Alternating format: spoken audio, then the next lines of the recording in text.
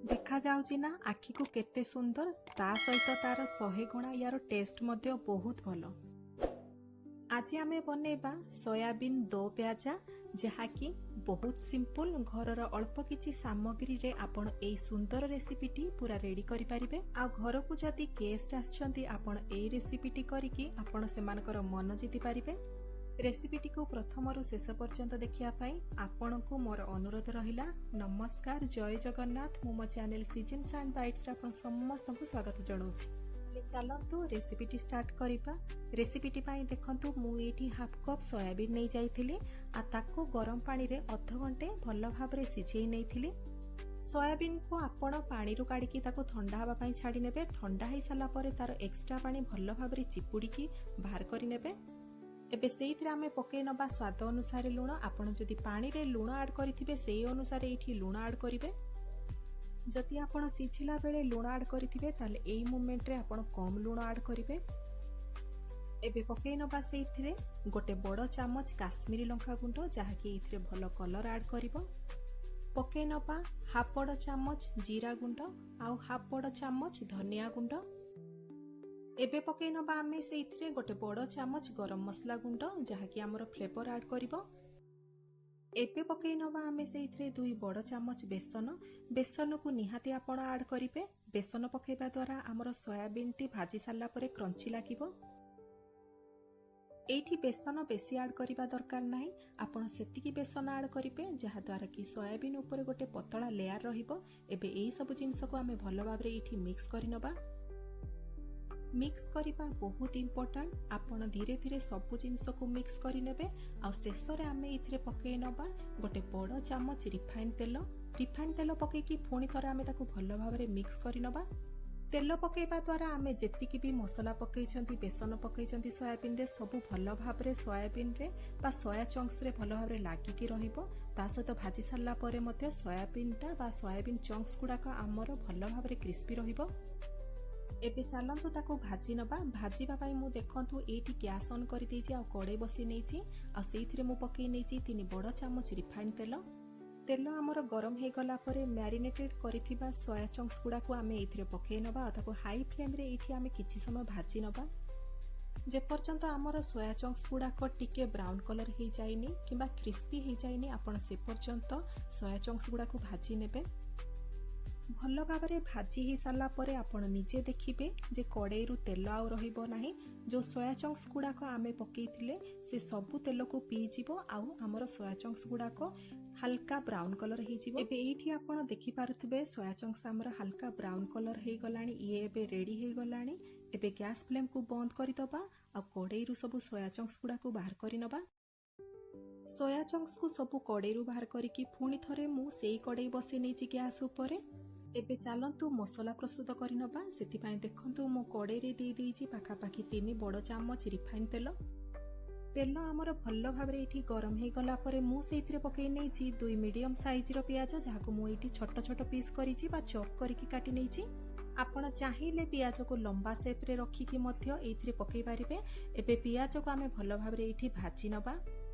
पियाज को आमे लाल हवा पर्यंत भाजी नबा। देखंतु एठी किछि समय पियाज को भाजी साला परे पियाज हमर भलो भाबरे एठी लाल हे गलानी। एबे आमे सेइथिरे ऐड करि दबा 3 बड़ चामच अदा रसुण आउ गोलमरिच पेस्ट।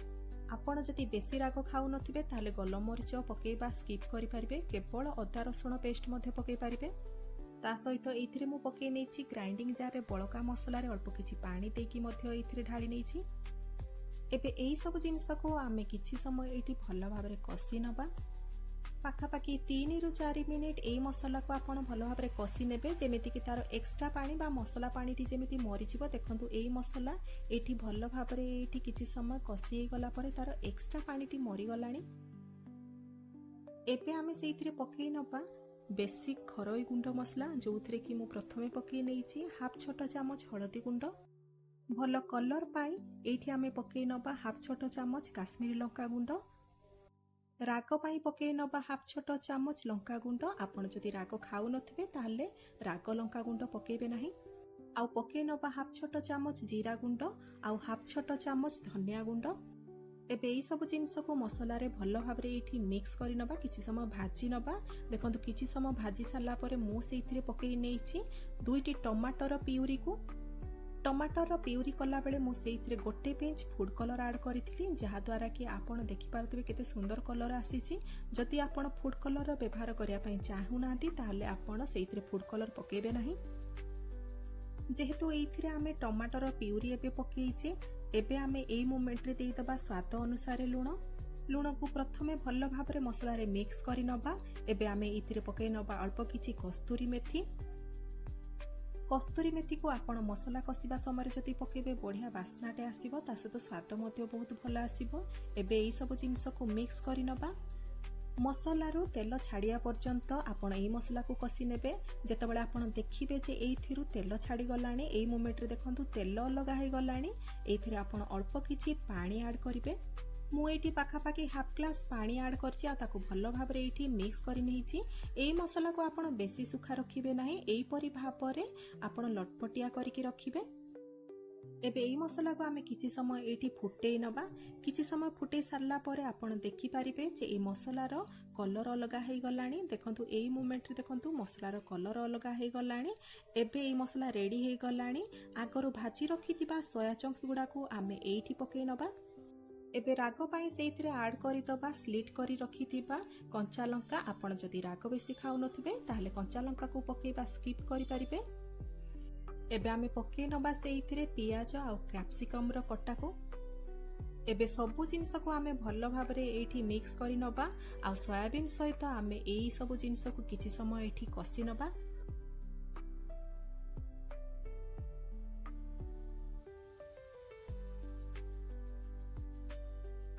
कसिला बेले आपण फ्लेम को लो रखिबे आ ताकू भल भाबरे एठी किछि समय कसी नेबे।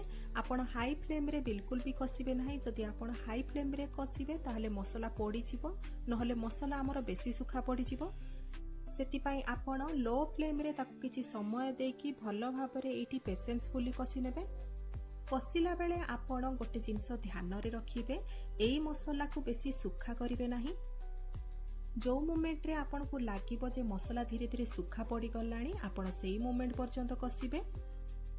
सेथि पई ए रेसिपी को आपण लो फ्लेम रे कसिबे जहा फल रे कि सोया चंक्स भितरे मसलार फ्लेवर आसीबो आ गोटे बढ़िया टेस्ट आसीबो। किछि समय कसी सारला परे आपण देखि पारुथिबे ये पूरा रेडी हे गलाणी। आपण मसलार एई टेक्सचर पर्यंत ही कसी नेबे पूरा एई परिका जेमिति रहिबो। एबे आमे गैस फ्लेम को बंद करि दबा आ या ऊपर पकेइ नबा कट्टा होइतिबा धनिया पत्र। कट्टा होइतिबा धनिया पत्र पकेइ सारला परे हमर एई रेसिपीटी एठी पूरा कंप्लीट हे गला। आ आपण देखि पारुथिबे केते सुंदर देखा जाउची ए रेसिपीटी। ता सहित यार स्वाद मध्य अतुलनीय। सेति पई निहाती ए रेसिपीटी को ट्राई करंतु। खूब कम इनग्रेडिएंट रे ए रेसिपीटी आपण घरे बनै पारिबे। छुआ मानकु देबे किबा गेस्ट मानकु देबे देखिबे बहुत खुशी ही जिबे खाइकी। एई रेसिपीटी को घरे ट्राई करंतु निजे खांतु परिवार वर्ग को खुआंतु। भिडियोटी जदि भल लागिथिबो लाइक टे निहाती करिवे। भिडियोटी पसंद आसीथिले सांग साथी बंधु बांधव मानक सहित शेयर करिवे। जदि मो चैनल रे नुआ आछंती किबा मो चैनल को सब्सक्राइब करि नाहंती ताहले प्लीज सब्सक्राइब करि नेबे। फेसबुक पेज रे जदि ए भिडियोटी को देखुछंती ताहले पेज टी को फॉलो करि नेबे। पुणी देखा हबो गोटे नुआ रेसिपी भिडियो रे। नमस्कार, जय जगन्नाथ।